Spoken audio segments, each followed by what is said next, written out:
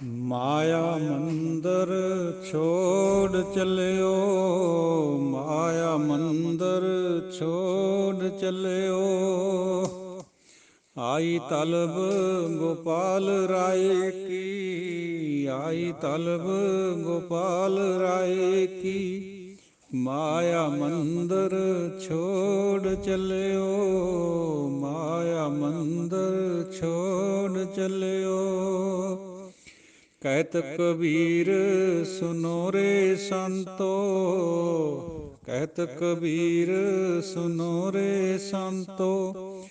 ਅਨ ਧਨ ਕਛੁਏ ਲੈ ਨ ਗਇਓ, ਮਾਇਆ ਮੰਦਰ ਛੋੜ ਚਲਿਓ, ਮਾਇਆ ਮੰਦਰ ਛੋੜ ਚਲਿਓ। ਸੋਹਿਲਾ ਰਾਗ ਗੌੜੀ ਦੀਪਕੀ ਮਹਿਲਾ ਪਹਿਲਾ। ਇੱਕ ਓੰਕਾਰ ਸਤਿਗੁਰ ਪ੍ਰਸਾਦ। ਜੈ ਕਰ ਕੀਰਤ ਆਖੀਐ ਕਰਤੇ ਕਾ ਹੋਏ ਵਿਚਾਰੋ। ਤਿਤ ਕਰ ਗਾਵਹੋ ਸੋਹਿਲਾ ਸਿਮਰਿਓ ਸਿਰਜਣਹਾਰੋ। ਤੁਮ ਗਾਵੋ ਮੇਰੇ ਨਿਰਭਉ ਕਾ ਸੋਹਿਲਾ, ਹਉ ਵਾਰੀ ਜਿਤ ਸੋਹਿਲੈ ਸਦਾ ਸੁਖ ਹੋਏ ਰਹਾਉ। ਨਿਤ ਨਿਤ ਜੀੜੇ ਸੰਭਾਲੀਅਨ ਦੇਖੈਗਾ ਦੇਵਨਹਾਰ। ਤੇਰੇ ਦਾਨੇ ਕੀਮਤ ਨਾ ਪਵੈ ਤਿਸ ਦਾਤੇ ਕਵਣ ਸੁਮਾਰ। ਸੰਬਤ ਸਾਹਾ ਲਿਖਿਆ ਮਿਲ ਕਰ ਪਾਵੋ ਤੇਲ। ਦੇਹੋ ਸੱਜਣ ਅਸੀਸੜੀਆਂ ਜਿਉ ਹੋਵੇ ਸਾਹਿਬ ਸਿਉ ਮੇਲ। ਕਰ ਕਰ ਇਹੋ ਪਹੁੰਚਾ ਸਦੜੇ ਨਿਤ ਪਵਨ। ਸੱਦਣ ਹਾਰਾ ਸਿਮਰਿਐ ਨਾਨਕ ਸੇ ਦੇਹ ਆਵਨ। ਸੱਦਣ ਹਾਰਾ ਸਿਮਰਿਐ ਨਾਨਕ ਸੇ ਦੇਹ ਆਵਨ। ਸਤਿਗੁਰਾਂ ਦੇ ਪਾਵਨ ਚਰਨਾਂ ਦੇ ਨਾਲ ਸਜੀ ਸਵਾਰੀ ਸਾਧ ਸੰਗਤ ਜੀਓ, ਆਪਾਂ ਅੱਜ ਵਿਚਾਰ ਕਰਨੀ ਹੈ। ਸ਼ੁਰੂਆਤ ਹੈ ਸੋਹਿਲਾ ਸਾਹਿਬ ਦੀ। ਭਾਈ ਰਣਜੀਤ ਸਿੰਘ ਜੀ ਨੇ ਹੁਕਮ ਲਗਾਇਆ, ਸਮਾਂ ਵੀ ਚਲੋ ਮਹਾਰਾਜ ਨੇ ਬਣਾ ਦਿੱਤਾ। ਧੰਨ ਧੰਨ ਪਹਿਲੀ ਪਾਤਸ਼ਾਹੀ ਗੁਰੂ ਨਾਨਕ ਦੇਵ ਜੀ ਮਹਾਰਾਜ, ਉਹਨਾਂ ਦੁਆਰਾ ਬਖਸ਼ਿਸ਼ ਹੈ ਇਹ ਜਿਹੜੇ ਪਹਿਲੀ ਅੱਜ ਆਪਾਂ ਨੇ ਬਾਣੀ ਪੜ੍ਹੀ ਹੈ। ਸੋਹਿਲਾ ਦੇ ਵਿੱਚ ਪਹਿਲਾ ਜਿਹੜਾ ਪਦਾ ਹੈ ਉਹ ਰਾਗ ਗੌੜੀ ਦੀਪਕੀ ਦਾ ਹੈ। ਸਾਧ ਸੰਗਤ ਜੀ, ਉਹ ਸੋਹਿਲੇ ਦਾ ਮਤਲਬ ਹੁੰਦਾ ਹੈ ਜਸ, ਜਸ ਗਾਉਣ ਵਾਲਾ ਗੀਤ, ਜਿਹਦੇ 'ਚ ਯਸ਼ ਕਰਿਆ ਜਾਵੇ। ਤੋ ਪਰਮਾਤਮਾ ਦਾ ਯਸ਼ ਕਰਦੇ ਹੋਏ ਪਾਤਸ਼ਾਹ ਫਰਮਾਉਂਦੇ ਹੈ। ਔਰ ਸਾਧ ਸੰਗਤ ਜੀਓ, ਪਹਿਲਾਂ ਫਤਿਹ ਗਜਾਲੀਏ ਆਪਾਂ ਗੁਰੂ ਸਾਹਿਬ ਦੁਆਰਾ ਬਖਸ਼ੀ ਹੋਈ। ਵਾਹਿਗੁਰੂ ਜੀ ਕਾ ਖਾਲਸਾ ਵਾਹਿਗੁਰੂ ਜੀ ਕੀ ਫਤਿਹ। ਤੋ ਗੁਰੂ ਸਾਹਿਬ ਫਰਮਾਉਂਦੇ ਹੈ ਗੌੜੀ ਦੀਪਕੀ ਰਾਗ ਦੇ ਵਿੱਚ ਇੱਕ ਓੰਕਾਰ ਸਤਿਗੁਰ ਪ੍ਰਸਾਦ। ਇਹ ਸ਼ਬਦ ਨੂੰ ਬਹੁਤ ਤਰੀਕਿਆਂ ਨਾਲ ਤੋੜ ਮਰੋੜ ਕੇ ਪੜ੍ਹਿਆ ਜਾਂਦਾ। ਕੋਈ ਏਕ ਓਂਕਾਰ ਕਹਿੰਦਾ, ਕੋਈ ਇੱਕ ਓਂਕਾਰ, ਕੋਈ ਕਿਵੇਂ। ਅਸਲ 'ਚ ਸ਼ਬਦ ਦਾ ਸ਼ੁੱਧ ਉਚਾਰਨ ਹੈ ਇੱਕ ਓ ਅੰਕਾਰ। ਉਹਦੇ ਨਾਲ ਬਿੰਦੀ ਨਹੀਂ ਲਗਾਉਣੀ ਹੁੰਦੀ। ਇੱਕ ਓ ਅੰਕਾਰ, ਆੜੇ ਪਰ ਟਿੱਪੀ ਬੁਲਾਉਣੀ, ਫਿਰ ਸ਼ੁੱਧ ਉਚਾਰਨ ਬਣਦਾ ਇਹਦਾ। ਇੱਕ ਓਂਕਾਰ ਸਤਿਗੁਰ ਪ੍ਰਸਾਦ। ਪਰਮਾਤਮਾ ਦੀ ਕਿਰਪਾ ਦੇ ਨਾਲ ਇੱਕ ਓਂਕਾਰ ਮਿਲਦਾ। ਏਕਾ ਪਰਮਾਤਮਾ ਨਿਰਗੁਣ ਰੂਪ, ਊੜਾ ਖੁੱਲਾ ਸੰਸਾਰ ਦਾ ਰੂਪ ਜਿਹੜਾ ਸਰਗੁਣ ਉਹਦਾ ਰੂਪ ਹੈ। ਜੈ ਕਰ ਕਰਤੇ, ਜੈ ਕਰ ਕੀਰਤ ਆਖੀਐ ਕਰਤੇ ਕਾ ਹੋਏ ਵਿਚਾਰੋ। ਜਿਹੜੇ ਘਰ ਵਿੱਚ ਆਪਾਂ ਸਾਧ ਸੰਗਤ ਜੀ ਲਿਖਿਆ ਵਾ ਤਾਂ ਜੈ ਹੈ, ਪੜ੍ਹਦਾ ਵੀ ਤਕਰੀਬਨ ਸਾਰਾ ਹੀ ਜਗਤ ਜੈ ਵਿੱਚ ਹੀ ਹੈ। ਜੈ ਕਰ ਕੀਰਤ ਆਖੀਐ, ਜੇ ਇਹਦਾ ਅਰਥ ਭਾਵ ਆਪਾਂ ਜਾਣਾਂਗੇ ਫਿਰ ਇਹਦਾ ਮਤਲਬ ਹੈ ਜਿਹੜੇ ਘਰ 'ਚ, ਤਾਂ ਉੱਥੇ ਫਿਰ ਜੈ ਬੋਲਣਾ ਜ਼ਿਆਦਾ ਸਹੀ ਹੈ। ਜੈ ਕਰ ਕੀਰਤ ਆਖੀਐ ਕਰਤੇ ਕਾ ਹੋਏ ਵਿਚਾਰੋ। ਜਿਹੜੇ ਘਰ ਦੇ ਵਿੱਚ ਪਰਮਾਤਮਾ ਦੀ ਵਡਿਆਈ ਹੁੰਦੀ ਹੈ, ਉਹਦੀ ਵਿਚਾਰ ਹੁੰਦੀ ਹੈ। ਤਿਤ ਘਰ ਗਾਵਹੋ ਸੋਹਿਲਾ ਸਿਮਰਿਓ ਸਿਰਜਣਹਾਰੋ। ਉਸੇ ਘਰ ਦੇ ਵਿੱਚ ਜਿੱਥੇ ਉਹਦੀ ਵਡਿਆਈ ਹੋ ਰਹੀ ਹੈ, ਇਹ ਉਹਦਾ ਯਸ਼ ਗਾਓ ਭਾਈ, ਸੋਹਿਲਾ ਗਾਓ। ਸਿਰਜਣਹਾਰ ਨੂੰ ਸਿਮਰੋ, ਸਿਮਰੋ ਜਾਂ ਸਿਮਰਿਓ ਇੱਕੋ ਹੀ ਬਾਤ ਹੈ। ਗੁਰਬਾਣੀ 'ਚ ਅਲੱਗ ਅਲੱਗ ਰੂਪ ਆਉਂਦੇ ਇਸ ਤਰ੍ਹਾਂ ਹੀ, ਜਿਵੇਂ ਕਬੀਰ ਵੀ ਆਉਂਦਾ, ਬੱਬੇ ਨਾਲ ਕਮੀਰ ਵੀ ਆਉਂਦਾ, ਕੱਕਾ ਮੰਮੇ ਨੂੰ ਬਿਹਾਰੀ ਰਾਰਾ। ਇਹਨਾਂ 'ਚ ਕੋਈ ਭੇਦ ਨਹੀਂ ਹੈ। ਇਹ ਤਾਂ ਲੈਂਗੁਏਜ ਹੈ, ਲਿਖੀ ਜਾਂਦੀ ਹੈ ਇਸ ਤਰ੍ਹਾਂ। ਤੋ ਸਿਮਰਨਾ ਜਾਂ ਸੇਵਰਨਾ ਇੱਕੋ ਹੀ ਬਾਤ ਹੈ। ਤੁਮ ਗਾਵੋ ਮੇਰੇ ਨਿਰਭਉ ਕਾ ਸੋਹਿਲਾ। ਭਾਈ ਤੁਸੀਂ ਸਾਰੇ ਗਾਓ ਮੇਰੇ ਉਸ ਨਿਰਭੈ ਵਾਹਿਗੁਰੂ ਦਾ ਸੋਹਲਾ, ਉਹਦੀ ਵਡਿਆਈ ਕਰੋ। ਹਾਂ ਵਾਰੀ ਜਿਤ ਸੋਹਿਲਾ ਸਦਾ ਸੁਖ ਹੋਏ। ਮੈਂ ਵਾਰੀ ਜਾਵਾਂ ਇਸ ਸੋਹਲੇ ਤੋਂ ਜਿਹਦੇ ਨਾਲ ਹਮੇਸ਼ਾ ਵਾਸਤੇ ਹੀ ਸੁੱਖ ਆਨੰਦ ਬਣਦਾ ਹੈ। ਕਿਉਂਕਿ ਪਰਮਾਤਮਾ ਦੇ ਗੁਣ ਗਾਉਣ ਨਾਲ ਹੀ ਆਨੰਦ ਬਣਦਾ। ਨਾਨਕ ਨਾਮ ਮਿਲੈ ਗੁਣ ਗਾਏ। ਹੋਰ ਕਿਸੇ ਕਰਮ ਵਿਸ਼ੇਸ਼ ਨਾਲ ਸੁੱਖ ਨਹੀਂ ਪੈਦਾ ਹੁੰਦਾ, ਕੇਵਲ ਪਰਮਾਤਮਾ ਦੇ ਗੁਣ ਗਾਉਣ ਨਾਲ ਆਨੰਦ ਬਣਦਾ। ਰਹਾਓ। ਨਿਤ ਨਿਤ ਜੀੜੇ ਸੰਭਾਲਿਨ ਦੇਖੇਗਾ ਦੇਵਨਹਾਰ। ਦੇਖੇਗਾ ਪੜ੍ਹ ਜਾਂਦੇ ਕਈ ਵਾਰ ਆਪਾਂ, ਇਹ ਦਲਾਵਾਂ ਹੈ ਦੇਖੇਗਾ। ਤੋ ਰੋਜ਼ ਉਹ ਆਪਣੇ ਜੀਵਾਂ ਦੀ ਸੰਭਾਲ ਕਰਦਾ, ਸਭ ਨੂੰ ਰਿਜ਼ਕ ਦਿੰਦਾ ਹੈ। ਪੱਥਰਾਂ ਵਿੱਚ ਵੀ ਕੀੜੇ ਨੂੰ ਰਿਜ਼ਕ ਦਿੰਦਾ ਹੈ, ਸਮੁੰਦਰਾਂ 'ਚ ਛੋਟੇ ਜੀਵ ਬੜਿਆਂ ਦਾ ਭੋਜਨ ਬਣਦੇ ਹੈ, ਜੰਗਲ ਦੇ ਵਿੱਚ ਛੋਟੇ ਜੀਵ ਸ਼ੇਰਾਂ ਬਘੇਰਾਂ ਦਾ ਭੋਜਨ ਬਣਦੇ ਹੈ। ਮਨੁੱਖ ਨੂੰ ਤਾਂ ਹੋਰ ਬਹੁਤ ਕੁਝ ਦਿੱਤਾ ਹੋਇਆ ਖਾਣ ਖਾਤਰ, ਜਿਵੇਂ ਅਨਾਜ ਵਗੈਰਾ, ਦਾਲਾਂ ਵਗੈਰਾ, ਸਾਰਿਆਂ ਦੀ ਤੂੰ ਸੰਭਾਲ ਕਰਦਾ।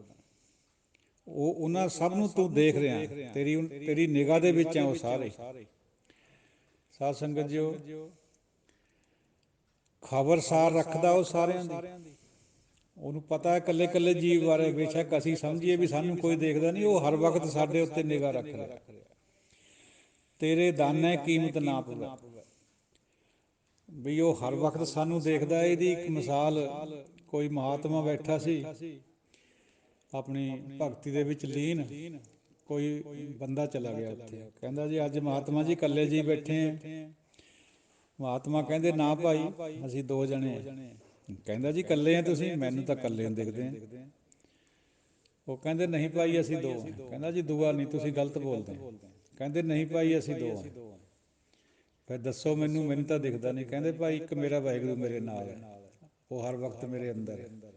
ਤਾਂ ਇਹ ਪਰਸੈਪਸ਼ਨ ਦੀ ਬਾਤ ਹੁੰਦੀ ਹੈ ਬੰਦੇ ਦੀ। ਜਦੋਂ ਅੰਦਰ ਹਰ ਵਕਤ ਉਹਦਾ ਜਾਪ ਕਰਨਾ ਤਾਂ ਉਹ ਦੂਜਾ ਨਾਲ ਹੋ ਗਿਆ ਨਾ, ਫਿਰ ਉਹ ਪਰਮਾਤਮਾ ਉਹ ਦੇਖ ਰਿਹਾ ਹੈ ਸਾਨੂੰ ਹਰ ਵਕਤ, ਚਾਹੇ ਪ੍ਰਗਟ ਰੂਪ 'ਚ ਨਾ ਵੀ ਹੋਵੇ ਤਾਂ ਵੀ ਦੇਖ ਰਿਹਾ। ਜਿਹਦੇ ਪ੍ਰਗਟ ਹੋ ਗਿਆ ਉਹਦੀ ਤਾਂ ਸਾਰੀ ਲੀਲਾ ਹੀ ਫਿਰ ਉਹ ਆਪੇ ਰਚਾਉਂਦਾ, ਉਹਦੇ ਕਾਰਜ ਵੀ ਆਪ ਕਰਦਾ। ਤੇਰੇ ਦਾਨੇ ਕੀਮਤ ਨਾ ਬੋਲੇ।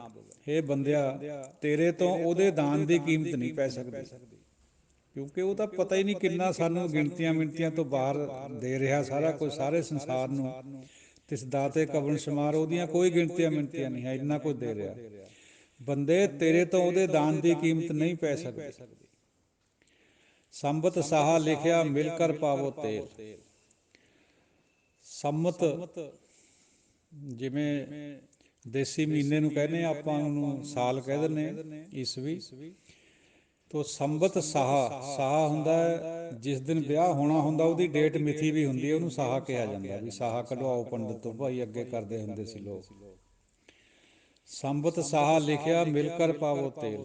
ਉਹ ਨਿਸ਼ਚਿਤ ਹੈ, ਜਿਹੜੀ ਡੇਟ ਬੰਨ ਹੋ ਗਈ ਹੈ, ਚਿੱਠੀ ਆ ਗਈ ਹੈ ਉਹਦੀ, ਵੀ ਇਸ ਤਰੀਕ ਨੂੰ ਭਾਈ ਤੁਸੀਂ ਜੰਝ ਲੈ ਕੇ ਢੁੱਕਣਾ। ਮਿਲ ਕਰ ਪਾਵੋ ਤੇਲ, ਸਾਰੇ ਜਣੇ ਮਿਲ ਕੇ ਮੇਰੇ ਉੱਤੇ ਤੇਲ ਚੋ। ਤੇ ਸੱਜਣ ਅਸੀਸੜੀਆਂ ਜੋ ਹੋਵੇ ਸਾਹਿਬ ਸਿਉ ਮੇਲ। ਸਾਧ ਸੰਗਤ ਜੀਓ, ਇਹ ਜਿਹੜਾ ਤੇਲ ਚੋਣ ਦੀ ਪ੍ਰਥਾ ਹੈ, ਪੁਰਾਣੇ ਸਮਿਆਂ ਵਿੱਚ ਤਾਂ ਇਹ ਬਹੁਤ ਸੀਗੀ, ਹੁਣ ਵੀ ਹੈ ਕਾਫੀ। ਕਈ ਟਾਈਮਾਂ ਤਾਂ ਤੇਲ ਚੋ ਹੁੰਦਾ ਸੀ। ਜਦੋਂ ਪ੍ਰਾਣੀ ਨੇ ਬਾਹਰ ਜਾਣਾ ਹੁੰਦਾ ਸੀ ਤਾਂ ਵੀ ਗੱਡੀ ਦੇ ਉੱਤੇ ਜਾਂ ਰੱਥ ਦੇ ਉੱਤੇ, ਜਿਵੇਂ ਵੀ ਕੋਈ ਜਾਂਦਾ ਸੀ, ਪਹੀਆਂ ਦੇ ਉੱਤੇ ਤੇਲ ਚੋਂਦੇ ਸੀ। ਜਦ ਕੋਈ ਐਂਟਰ ਕਰਦਾ ਸੀ ਦੇਰ ਬਾਅਦ ਘਰ ਆ ਕੇ, ਉਦੋਂ ਵੀ ਤੇਲ ਚੋਇਆ ਜਾਂਦਾ ਸੀ। ਐਸੇ ਤਰੀਕੇ ਨਾਲ ਜਦੋਂ ਬਰਾਤ ਚੜ੍ਹਨੀ ਹੁੰਦੀ ਸੀ ਉਦੋਂ ਵੀ ਤੇਲ ਚੋਂਦੇ ਸੀਗੇ, ਹੁਣ ਵੀ ਚੋਂਦੇ ਆ। ਔਰ ਜਦੋਂ ਮਲਦੇ ਆ ਨਾ, ਵੱਟਣਾ ਮਲਦੇ ਆ, ਉਦੋਂ ਵੀ ਤੇਲ ਚੋਇਆ ਜਾਂਦਾ। ਇਹ ਪਵਿੱਤਰ ਰਸਮ ਗਿਣੀ ਜਾਂਦੀ ਹੈ। ਭਾਈ ਸਾਡਾ ਤਾਂ ਸਾਹਾ ਮੌਤ ਨਾਲ ਬੰਨਿਆ ਹੋਇਆ, ਯਾਨੀ ਸਾਡੇ ਲਾੜਾ ਮੌਤ ਹੈ, ਉਹਦੇ ਨਾਲ ਬੰਨਿਆ ਹੋਇਆ। ਪਾਓ ਤੇਲ, ਦਿਓ ਸੀਸਾਂ, ਦੇ ਸੱਜਣ ਸੀਸੜੀਆਂ ਜਿਉ ਹੋਵੇ ਸਾਹਿਬ ਸਿਉ ਮੇਲ। ਜਿਵੇਂ ਲੜਕੀ ਦਾ ਲੜਕੇ ਨਾਲ ਮੇਲ ਹੁੰਦਾ ਹੈ, ਉਸ ਤੋਂ ਪਹਿਲਾਂ ਉਹਦੇ ਰਿਸ਼ਤੇਦਾਰ ਉਹਦੇ ਪਰ ਤੇਲ ਚੋਂਦੇ ਆ, ਬੰਨ ਲਾਉਂਦੇ ਆ। ਉਸੇ ਤਰੀਕੇ ਨਾਲ ਗੁਰੂ ਮਹਾਰਾਜ ਫਰਮਾਉਂਦੇ ਆ, ਧੰਨ ਧੰਨ ਗੁਰੂ ਨਾਨਕ ਦੇਵ ਮਹਾਰਾਜ ਜੀ, ਬਈ ਮੇਰਾ ਵੀ ਸਾਹਾ ਲਿਖਿਆ ਹੋਇਆ ਭਾਈ, ਪਾਓ ਤੇਲ ਮੇਰੇ ਸੰਬੰਧੀਓ, ਮੇਰੇ ਸੱਜਣ ਮਿੱਤਰੋ, ਮੇਰਾ ਵੀ ਉਹਦੇ ਨਾਲ ਮੇਲ ਹੋ ਜਾਏ। ਦੇਖੋ ਆਪਾਂ ਮੌਤ ਤੋਂ ਡਰਦੇ ਹਾਂ ਤੇ ਗੁਰੂ ਨਾਨਕ ਪਾਤਸ਼ਾਹ ਆਪਣਾ ਮੇਲ ਹੋਣਾ ਸਮਝ ਰਹੇ ਹਾਂ। ਸਮਝਾਇਆ ਹੋਇਆ ਬੰਦੇ ਨੂੰ, ਘਰ ਘਰ ਇਹੋ ਪਹੁੰਚਾ ਸੱਦੜੇ ਨਿਤ ਪਵਨ। ਘਰੋਂ ਕਰੀਏ ਚਿੱਠੀਆਂ ਆ ਰਹੀਆਂ ਭਾਈ, ਕੋਈ ਅੱਜ ਇੱਧਰ ਮਰ ਗਿਆ, ਕੋਈ ਕੱਲ੍ਹ ਨੂੰ ਉੱਧਰ ਚਲਾ ਗਿਆ, ਆਪਣਾ ਵੀ ਟਾਈਮ ਆਉਣਾ। ਪਾਰੋਸੀ ਕੇ ਜੋ ਹੁਆ ਤੂੰ ਆਪਣੇ ਭੀ ਜਾਨ। ਅੱਜ ਨਾ ਸਮਝ ਵੀ ਪੜੋਸੀ ਦੀ ਮੌਤ ਹੋਈ ਹੈ, ਤੇਰੀ ਵੀ ਮੌਤ ਤਿਆਰ ਹੈ, ਕਦੇ ਵੀ ਆ ਸਕਦੀ ਹੈ। ਸੱਦੜੇ ਨਿਤ ਪਵਨ, ਰੋਜ਼ ਮੌਤ ਦੇ ਸੱਦੇ ਆ ਰਹੇ। ਸੱਦਣਹਾਰਾ ਸਿਮਰਿਐ ਨਾਨਕ ਸੇ ਦੇਹ ਆਵਨ। ਉਸ ਸੱਦਣਹਾਰ ਵਾਹਿਗੁਰੂ ਨੂੰ ਵੀ ਧਿਆਈਏ ਭਾਈ, ਜਿਹਨੇ ਪੈਦਾ ਕਰੇ। ਉਹ ਦਿਨ ਆ ਜਾਣੇ ਨੇੜੇ ਹੀ, ਬਹੁਤੇ ਦੂਰ ਨਹੀਂ ਹੈ। ਚਾਹੇ 100 ਸਾਲ ਦੀ ਉਮਰ ਹੈ, ਐਂ ਲੰਘ ਜਾਂਦੀ ਹੈ ਅੱਖ ਦੇ ਫੋਰ ਵਿੱਚ। ਬੰਦਾ ਸੋਚਦਾ ਵੀ ਲੈ ਮੈਂ ਤਾਂ ਮੈਨੂੰ ਯਾਦ ਹੀ ਨਹੀਂ ਕਰਿਆ, ਇੰਨੀ ਉਮਰ ਇੱਕਣੇ ਗਵਾ ਲਈ। ਫਿਰ ਖਿਆਲ ਆਉਂਦਾ, ਫਿਰ ਬਣਦਾ ਕੁਛ ਨਹੀਂ। ਫਿਰ ਕੰਨ ਨੱਕ ਹੱਥ ਸਭ ਥੱਕ ਜਾਂਦੇ, ਦੰਦ ਖਾ ਖਾ ਕੇ ਥੱਕ ਜਾਂਦੇ, ਟੰਗਾਂ ਤੁਰ ਤੁਰ ਕੇ ਥੱਕ ਜਾਂਦੀਆਂ। ਫਿਰ ਉਹਦਾ ਯਾਦ ਆਉਣਾ ਬੜਾ ਔਖਾ ਹੈ। ਜੇ ਪਹਿਲਾਂ ਤੋਂ ਵਿਹਾਰ ਬਣਿਆ ਵਾ ਹੋਵੇ ਫਿਰ ਸੌਖਾ ਰਹਿੰਦਾ, ਫਿਰ ਮੌਤ ਵੀ ਸੌਖੀ ਹੁੰਦੀ ਹੈ। ਜੇ ਮਨ ਵਿੱਚ ਉਹ ਯਾਦ ਰਹੇ ਨਾ, ਫਿਰ ਸਹਿਲਾ ਬਣ ਜਾਂਦਾ ਜਿਹੜਾ ਸਾਡਾ ਮਰਨਾ। ਅਦਰਵਾਈਜ਼ ਬਹੁਤ ਮੁਸ਼ਕਿਲ ਹੈ, ਭਿਆਨਕ ਹੈ। ਹੱਡਾਂ ਨੂੰ ਹੱਡ ਐਂ ਕੜਕ ਕੜਕ ਵੱਜਦੇ ਜਦ ਫਿਰ ਮੌਤ ਸਾਨੂੰ ਲੈਣ ਵਾਸਤੇ ਆਉਂਦੀ ਹੈ। ਮਲਕੁਲ ਮੌਤ, ਮੌਤ ਦਾ ਫਰਿਸ਼ਤਾ ਸਾਡੇ ਅੰਦਰੋਂ ਹੱਡਾਂ ਨੂੰ ਕੜਕਾ ਕੇ ਜਾਨ ਕੱਢਦਾ ਹੈ ਨਾ, ਫਿਰ ਬਹੁਤ ਔਖਾ ਹੁੰਦਾ। ਔਰ ਉਸ ਤੋਂ ਵੀ ਭਿਆਨਕ ਗਾਹਾਂ ਵਾਪਰਦੀ ਹੈ ਜਿਹੜੀ ਮੌਤ ਦੇ ਰਸਤੇ ਵਿੱਚ ਜੋ ਕੁਛ, ਜਦੋਂ ਯਮਰਾਜ ਵੱਲ ਨੂੰ ਆਤਮਾ ਚੱਲਦੀ ਹੈ, ਸੂਖਮ ਸਰੀਰ ਚੱਲਦਾ, ਉਹਦੇ ਨਾਲ ਫਿਰ ਬਹੁਤ ਬੁਰੀ ਹੁੰਦੀ ਹੈ। ਇਹ ਸਾਡਾ ਧਾਰਮਿਕ ਫਲਸਫਾ ਹਿੰਦੂ ਧਰਮ 'ਚ ਵੀ ਹੈ, ਇਹ ਗੁਰਮਤਿ ਨੇ ਵੀ ਮਾਨਤਾ ਦਿੱਤੀ ਹੋਈ ਹੈ ਇਹਨੂੰ। ਭਾਵੇਂ ਇਹ ਸਾਰਾ ਕੁਛ ਸਬਜੈਕਟਿਵ ਹੈ, ਓਬਜੈਕਟਿਵ ਨਹੀਂ ਹੈ। ਤੋ ਸਾਧ ਸੰਗਤ ਜੀਓ, ਇਹ ਜਿਹੜੀ ਵਿਚਾਰ ਹੈ ਸੋਹਲਾ ਸਾਹਿਬ ਦੀ, ਬਾਣੀ ਦਾ ਨਾਂ ਹੀ ਸੋਹਲਾ ਹੈ। ਇਹ 4-5 ਦਿਨ 'ਚ ਆਪਾਂ ਨੇ ਸਮਾਪਤ ਕਰਨੀ ਹੈ। ਸਿੰਘ ਸਾਹਿਬ ਦਾ ਹੁਕਮ ਹੈ ਵੀ ਇੱਕੋ ਇੱਕ ਪਦਾ ਕਰਨਾ ਹੈ ਰੋਜ਼। ਤੋ ਇਹਦੇ ਵਿੱਚ ਆਪਾਂ ਨੇ ਇੱਕ ਵਿਚਾਰ ਇੱਕ ਦੋ ਹੋਰ ਜੋੜਨੀਆਂ, ਕਿਉਂਕਿ ਟਾਈਮ ਬਹੁਤਾ ਨਹੀਂ ਹੋਇਆ, 12 ਮਿੰਟ ਹੋਏ ਹੈ। ਆਪਾਂ ਨੂੰ ਪਤਾ ਹੈ ਸਾਧ ਸੰਗਤ ਜੀਓ ਬਈ ਨਰਸਿੰਘ ਅਵਤਾਰ ਨੇ ਆ ਕੇ ਪ੍ਰਹਲਾਦ ਭਗਤ ਦਾ ਛੁਟਕਾਰਾ ਕਰਾਇਆ ਆਪਣੇ ਪਿਓ ਤੋਂ, ਜਿਹੜਾ ਕਿ ਦੈਂਤ ਸੀ। ਦੈਂਤ ਦਾ ਪੁੱਤਰ ਪ੍ਰਹਲਾਦ ਸੀਗਾ। ਉਹ ਜਦੋਂ ਛੁਟਕਾਰਾ ਕਰਾ ਦਿੱਤਾ, ਪ੍ਰਭ ਥੰਬ ਤੇ ਨਿਕਸੇ, ਪ੍ਰਭ ਥੰਬ ਤੇ ਨਿਕਸੇ ਕੈ ਵਿਸਥਾਰ। ਆਪਣਾ ਵਿਸਥਾਰ ਕਰਕੇ ਥੰਬ ਚੋਂ ਯਾਨੀ ਪਿੱਲਰ ਚੋਂ ਨਿਕਲਿਆ ਪ੍ਰਭੂ ਨਰਸਿੰਘ ਦੇ ਰੂਪ 'ਚ। ਇਹ ਕਥਾ ਕਹਾਣੀ ਹੈ ਸਾਡੇ ਮਿਥਿਹਾਸ 'ਚ। ਗੁਰੂ ਸਾਹਿਬ ਨੇ ਇਸ ਕਥਾ ਕਹਾਣੀ ਦੇ ਵਿੱਚੋਂ ਜੋ ਗੁਰਮਤਿ ਅਨੁਸਾਰ ਜਿਹੜਾ ਸਿਧਾਂਤ ਹੈ ਉਹ ਪ੍ਰਗਟ ਕਰਿਆ ਵੀ ਪਰਮਾਤਮਾ ਸਹਾਈ ਹੁੰਦਾ ਹੈ ਭਗਤਾਂ ਦੇ, ਕਿਸੇ ਵੀ ਰੂਪ 'ਚ ਆ ਸਕਦਾ ਉਹ। ਚਾਹੇ ਉਹ ਗਰੜ ਦੇ ਉੱਪਰ ਬਹਿ ਕੇ ਆ ਜਾਵੇ ਨਾਮਦੇਵ ਜੀ ਦਾ ਛੁਟਕਾਰਾ ਕਰਨ ਖਾਤਰ, ਚਾਹੇ ਇਨ ਐਨੀ ਵੇ ਉਹਦੀ ਯੋਗ ਮਾਇਆ ਇਹ ਜਿਵੇਂ ਮਰਜ਼ੀ ਆ ਸਕਦਾ।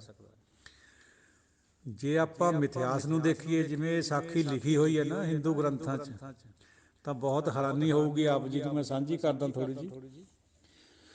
ਜਦੋਂ ਛੁਟਕਾਰਾ ਹੋ ਗਿਆ ਪ੍ਰਹਲਾਦ ਦਾ, ਤਾਂ ਜਿਹੜਾ ਨਰਸਿੰਘ ਸੀ ਉਹਨੇ ਬਹੁਤ ਭਿਆਨਕ ਰੂਪ ਧਾਰਨ ਕਰ ਲਿਆ। ਦੇਖੋ ਇੱਕ ਪਾਸੇ ਉਹਨੂੰ ਆਪਾਂ ਅਵਤਾਰ ਗਿਣਦੇ ਹਾਂ, ਰੱਬ ਦਾ ਰੂਪ ਗਿਣਦੇ ਹਾਂ, ਲੇਕਿਨ ਗ੍ਰੰਥਾਂ ਵਿੱਚ ਜ਼ਿਕਰ ਆਉਂਦਾ ਵੀ ਉਹਨੇ ਇੰਨਾ ਭਿਆਨਕ ਰੂਪ ਧਾਰਨ ਕਰ ਲਿਆ ਵੀ ਸਾਰੀ ਸ੍ਰਿਸ਼ਟੀ ਥਰ ਥਰ ਕੰਬਣ ਲੱਗੀ। ਦੇਵਤੇ ਵੀ ਭੱਜ ਗਏ ਮੂਹਰੇ, ਨੱਠ ਲਏ ਵੀ ਇਹ ਤਾਂ ਮਾਰੂਗਾ ਹੁਣ ਸਾਨੂੰ। ਭਿਅੰਕਰ ਚੰਡਾਲ ਰੂਪ, ਕ੍ਰੋਧ ਵਿਕਰਾਲ ਰੂਪ ਧਾਰਨ ਕਰ ਲਿਆ। ਫਿਰ ਦੇਵਤਿਆਂ ਨੇ ਬੇਨਤੀ ਕਰੀ, ਫਿਰ ਆਖੇ ਸ਼ਿਵਾ ਨੇ ਆਪਣਾ ਅੰਸ਼ ਰੂਪ ਵੀਰਭੱਦਰ ਉਹਨੂੰ ਬੁਲਾ ਕੇ ਨਰਸਿੰਘ ਨੂੰ ਸ਼ਾਂਤ ਕਰਨ ਖਾਤਰ ਕਿਹਾ। ਵੀਰਭੱਦਰ ਨੂੰ ਕਿਹਾ ਵੀ ਤੂੰ ਸ਼ਰਭ ਅਵਤਾਰ ਦਾ ਰੂਪ ਧਾਰਨ ਕਰ ਲੈ। ਸ਼ਰਭ ਅਵਤਾਰ ਦਾ ਮਤਲਬ ਸੀਗਾ, ਸ਼ਰਭ ਇੱਕ ਐਸਾ ਜਾਨਵਰ ਜਾਂ ਬੰਦਾ ਕਹਿ ਲਓ ਜਿਹੜਾ ਅੱਧਾ ਹਿਰਨ ਦਾ ਸੀਗਾ ਤੇ ਅੱਧਾ ਪੰਛੀ ਸੀਗਾ, ਖੰਭ ਵੀ ਸੀ ਉਹਦੇ।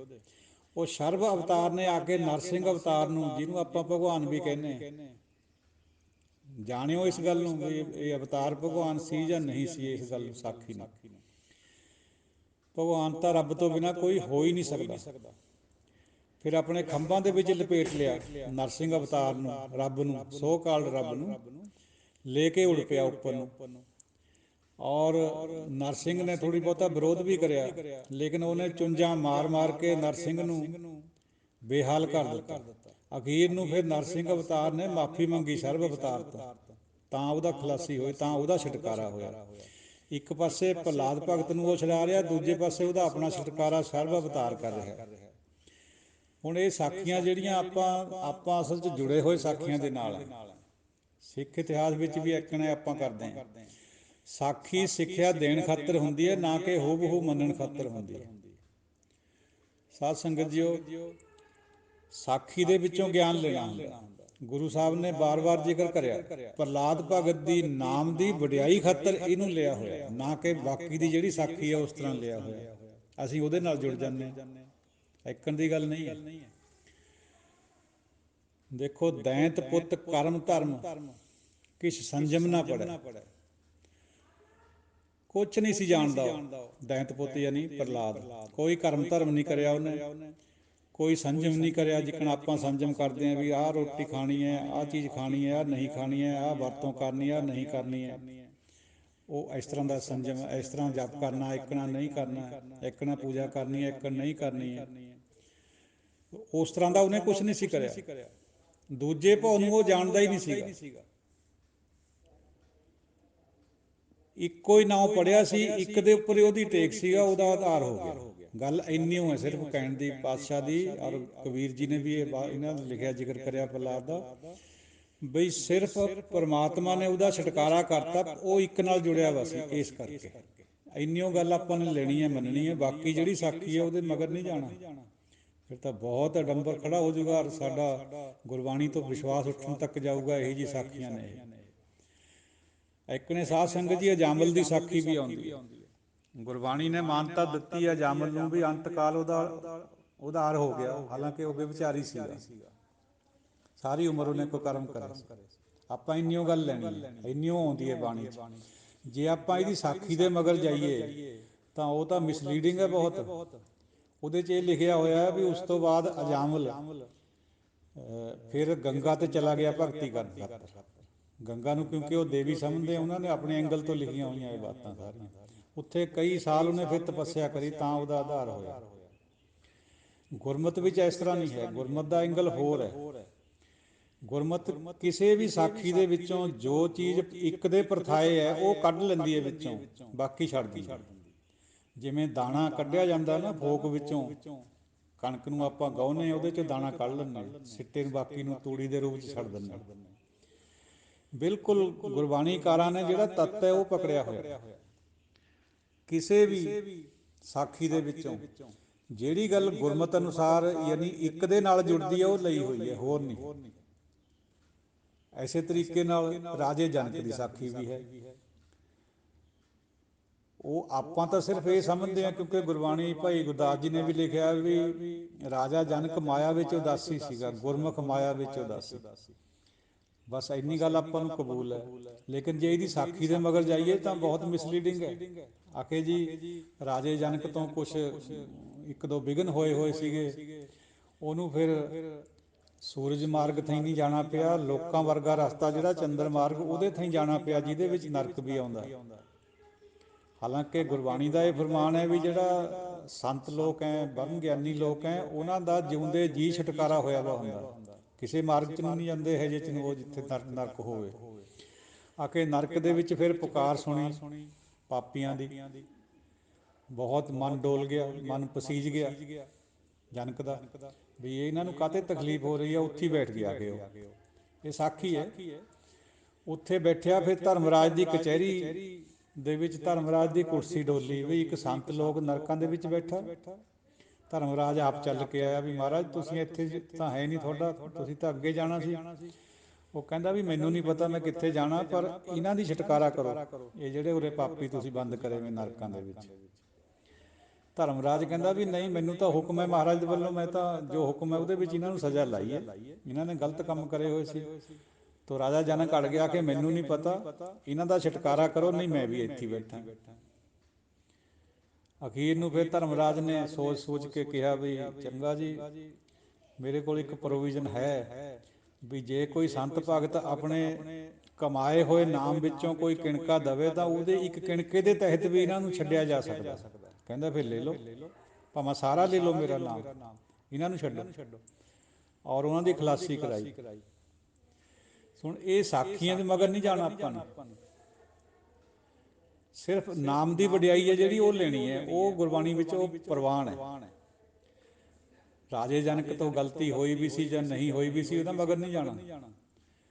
ਸਾਖੀ ਤਾਂ ਇਹ ਵੀ ਕਹਿੰਦੀ ਹੈ ਵੀ ਰਾਜਾ ਜਨਕ ਰਾਣੀਆਂ ਦੇ ਪੱਟਾਂ ਦੇ ਉੱਪਰ ਲੱਤ ਰੱਖੀ ਬੈਠਾ ਸੀ, ਇੱਕ ਲੱਤ ਕੜਾਹੇ ਵਿੱਚ ਉਬਲਦੇ ਤੇਲ 'ਚ ਪਾਈ ਹੋਈ ਸੀ।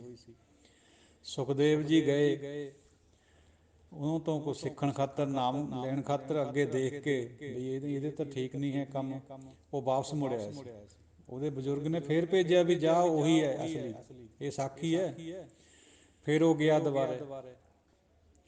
ਚਲੋ ਉਹ ਗੱਲ ਹੋਰ ਹੈ, ਲੇਕਿਨ ਗੱਲ ਵਿੱਚੋਂ ਇਹ ਹੈ ਵੀ ਉਹ ਰਾਜਾ ਜਨਕ ਹਉਮੈ ਦੇ ਵਿੱਚ ਤੇਲ ਵਿੱਚ ਉਹ ਪਾਈ ਬੈਠਾ ਸੀ ਲੱਤ, ਵੀ ਦੇਖੋ ਮੇਰੇ 'ਤੇ ਕੋਈ ਅਸਰ ਨਹੀਂ ਹੋ ਰਿਹਾ ਹੁਣ, ਕਰਾਮਾਤੀ ਢੰਗ ਦੇ ਨਾਲ ਜਿਹਨੂੰ ਆਪਾਂ ਕਹਿੰਦੇ ਹਾਂ। ਅਤੇ ਰਾਣੀਆਂ ਦੇ ਲੱਤਾਂ ਦੇ ਉੱਪਰ ਜਾਂ ਪੱਟਾਂ ਦੇ ਉੱਪਰ ਆਪਣੀ ਲੱਤ ਰੱਖਣੀ, ਇਹ ਵੀ ਸਮਾਜ ਵਿੱਚ ਚੰਗਾ ਨਹੀਂ ਗਿਣਿਆ ਜਾਂਦਾ। ਆਖੇ ਇਹ ਉਹਦੇ 'ਤੇ ਦੋਸ਼ ਸੀਗਾ, ਇਹ ਸਾਖੀ 'ਚ ਆਉਂਦੀ ਹੈ ਬਾਤ। ਇਸੀ ਕਰਕੇ ਉਹਨੂੰ ਸੂਰਜ ਮਾਰਗ ਦੀ ਬਜਾਏ ਚੰਦਰ ਮਾਰਗ ਥਣੀ ਲਿਜਾਇਆ ਗਿਆ, ਜਿੱਥੇ ਨਰਕ 'ਚ ਪਿਓ ਨੇ ਉਹ ਛਡਾਏ ਸਾਰੇ ਪਾਪੀ।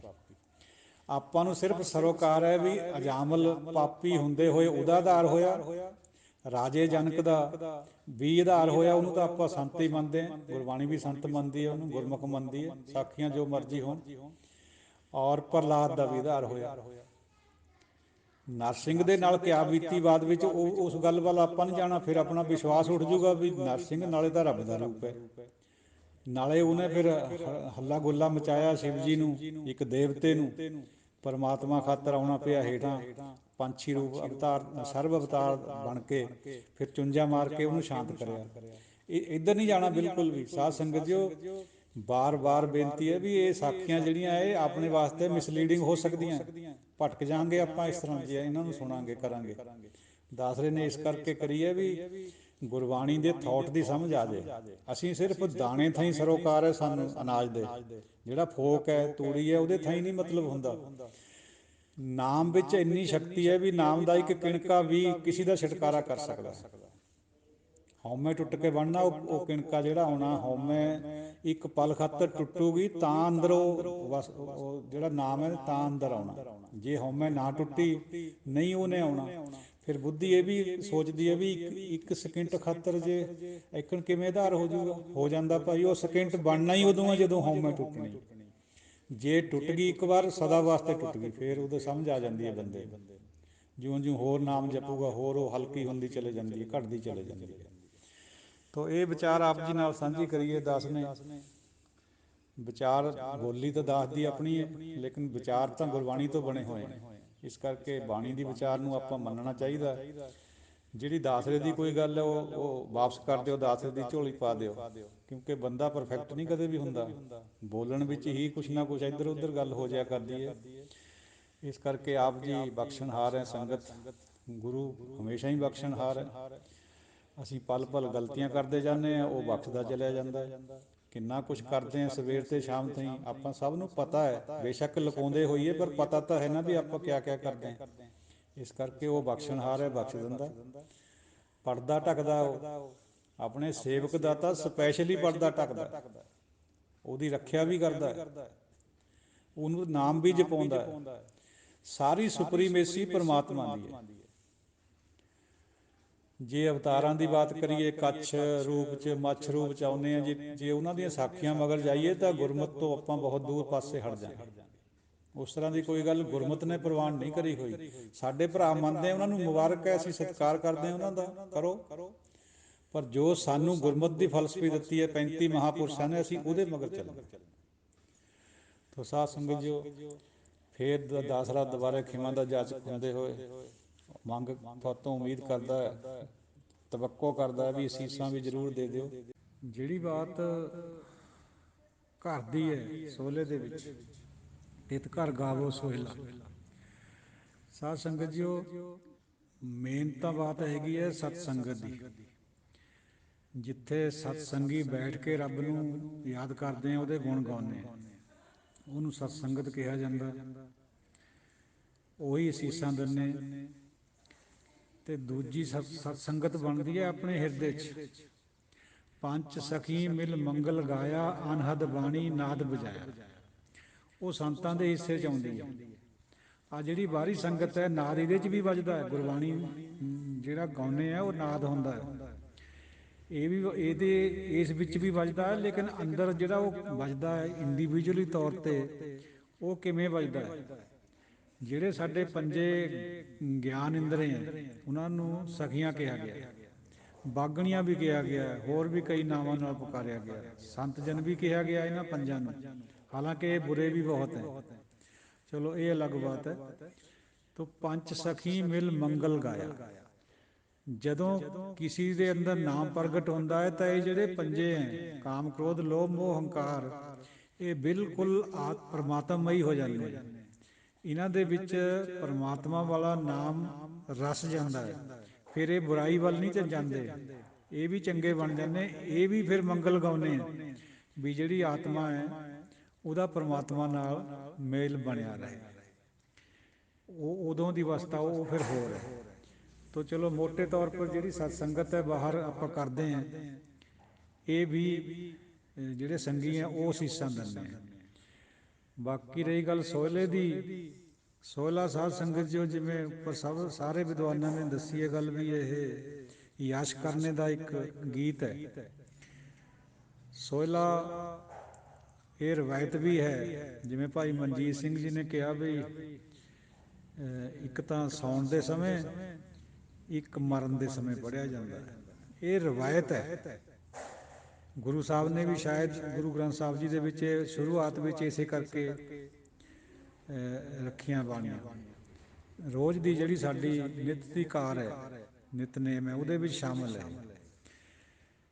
ਦਿਨ ਵਿੱਚ ਜੇ ਗੁਰੂ ਮਹਾਰਾਜ ਦਾ ਆਪਾਂ ਨੇ ਸੰਤੋਖਣਾ ਹੋਵੇ ਆਪਣੇ ਗੁਰੂ ਗ੍ਰੰਥ ਸਾਹਿਬ ਜੀ ਨੂੰ, ਫਿਰ ਸੋਹਲਾ ਨਹੀਂ ਪੜ੍ਹਿਆ ਜਾਂਦਾ, ਰਵਾਇਤ ਇਹੀ ਹੈ।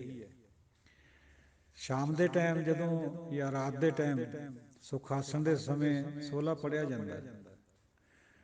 ਅਤੇ ਬੰਦੇ ਵੀ ਪੜ੍ਹਦੇ, ਗੁਰਸਿੱਖ ਨੂੰ ਹੁਕਮ ਵੀ ਹੈ ਵੀ ਸੌਣ ਤੋਂ ਪਹਿਲਾਂ ਪੜ੍ਹਿਆ ਜਾਵੇ। ਇੱਕ ਤਾਂ ਸਰੀਰ ਥੱਕਿਆ ਵਾ ਹੁੰਦਾ ਰਾਤ ਨੂੰ, ਦੂਜੀ ਗੱਲ ਇਹ ਛੋਟੀ ਬਾਣੀ ਹੈ, ਜਲਦੀ ਪੜ੍ਹੀ ਜਾਂਦੀ ਹੈ, ਇਹਦੇ 'ਚ ਕੋਈ ਬਹੁਤੀ ਲੰਬਾ ਨਹੀਂ ਹੈ ਵੀ ਨੀਂਦ ਪਹਿਲਾਂ ਹੀ ਆ ਜਾਵੇ ਕਿਤੇ। ਵੈਸੇ ਸਾਧ ਸੰਗਤ ਜੀ ਦੇਖਿਆ ਇਹ ਗਿਆ ਵੀ ਸੋਹਲਾ ਕਰਦੇ ਕਰਦੇ ਨੀਂਦ ਬਹੁਤ ਵਾਰੀ ਆ ਜਾਂਦੀ ਹੈ। ਇੱਕ ਜਾਂ ਦੋ ਸ਼ਬਦ ਹੀ ਪੜ੍ਹੇ ਉਹਨੇ, ਇੰਨੇ ਨੂੰ ਨੀਂਦ ਆ ਜਾਂਦੀ ਹੈ। ਪਤਾ ਨਹੀਂ ਇਹਦੇ 'ਚ ਕਿਆ ਸ਼ਕਤੀ ਹੈ ਮਹਾਰਾਜ ਨੇ ਭਰੀ ਹੋਈ।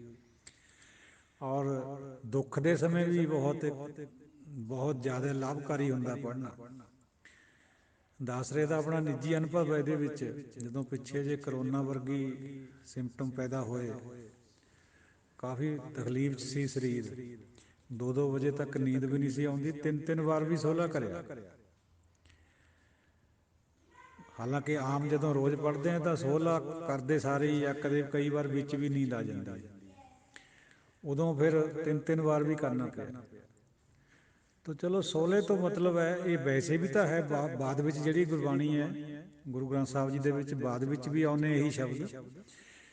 ਤੋ ਨਿਤਨੇਮ ਵਿੱਚ ਤਾਂ ਜਿਹਦੇ ਗੁਰੂ ਮਹਾਰਾਜ ਪੰਚਮ ਨੇ ਰੱਖੇ ਹੋਏ ਹੈ।